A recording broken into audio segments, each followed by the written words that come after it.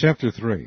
And Solomon made affinity with Pharaoh king of Egypt, and took Pharaoh's daughter, and brought her into the city of David, until he had made an end of building his own house, and the house of the Lord, and the wall of Jerusalem round about. Only the people sacrificed in high places, because there was no house built in the name of the Lord until those days. And Solomon loved the Lord, walking in the statutes of David his father, only he sacrificed and burnt incense in high places.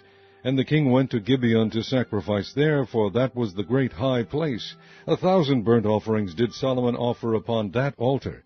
In Gibeon the Lord appeared to Solomon in a dream by night, and God said, Ask what I shall give thee. And Solomon said, Thou hast shewed unto thy servant David my father great mercy, according as he walked before thee in truth, and in righteousness, and in uprightness of heart with thee. And thou hast kept for him this great kindness, that thou hast given him a son to sit on his throne, as it is this day. And now, O Lord my God, thou hast made thy servant king instead of David my father, and I am but a little child, I know not how to go out or come in. And thy servant is in the midst of thy people which thou hast chosen, a great people that cannot be numbered nor counted for multitude. Give therefore thy servant an understanding heart to judge thy people, that I may discern between good and bad. For who is able to judge this, thy so great a people? And the speech pleased the Lord, that Solomon had asked this thing.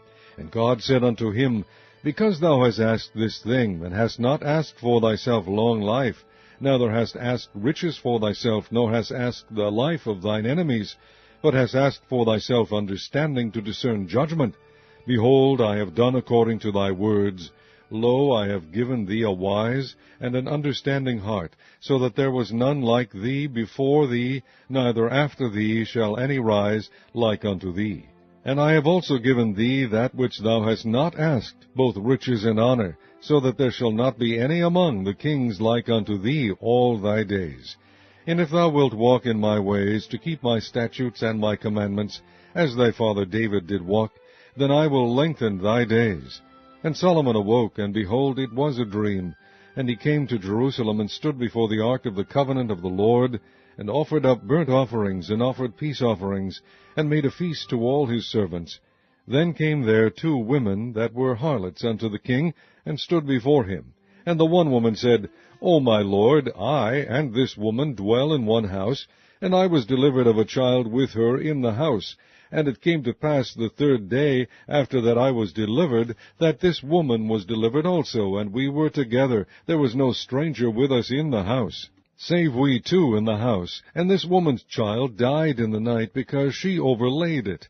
And she arose at midnight, and took my son from beside me, while thine handmaid slept, and laid it in her bosom, and laid her dead child in my bosom. And when I rose in the morning to give my child suck, behold, it was dead. But when I had considered it in the morning, behold, it was not my son, which I did bear.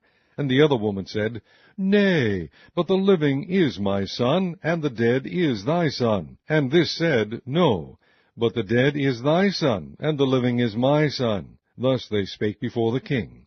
Then said the king, The one saith, This is my son that liveth, and thy son is the dead. And the other saith, Nay, but thy son is the dead, and my son is the living. And the king said, Bring me a sword. And they brought a sword before the king. And the king said, Divide the living child in 2, and give half to the one and half to the other. Then spake the woman whose the living child was unto the king, for her bowels yearned upon her son, and she said, O my lord, give her the living child, and in no wise slay it.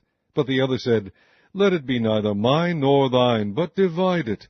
Then the king answered and said, Give her the living child, and in no wise slay it. She is the mother thereof. And all Israel heard of the judgment which the king had judged, and they feared the king, for they saw that the wisdom of God was in him, to do judgment.